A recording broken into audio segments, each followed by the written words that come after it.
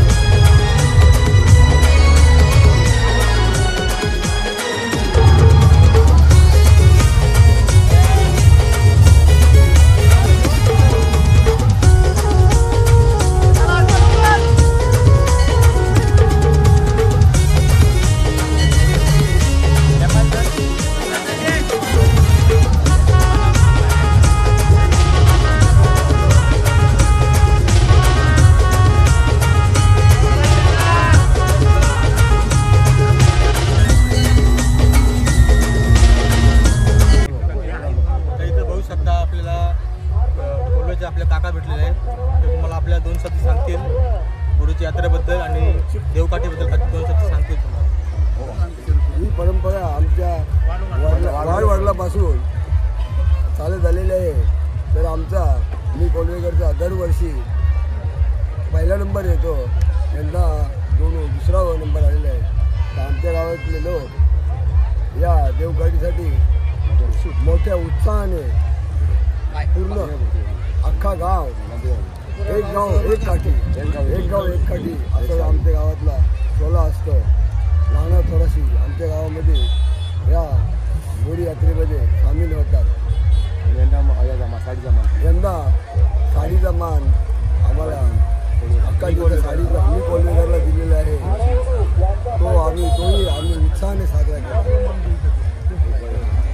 एक गाव एक काठी तुम्ही बघू शकता, ते दुसरा नंबर भेटलेला आहे, ट्रॉफी बघू शकता, काठी पण बघू शकता।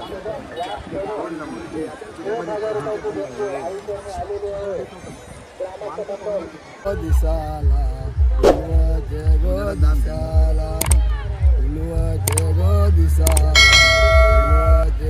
दिसाला चल दादा काईचे दर्शनाला, चल दादा काईचे दर्शनाला।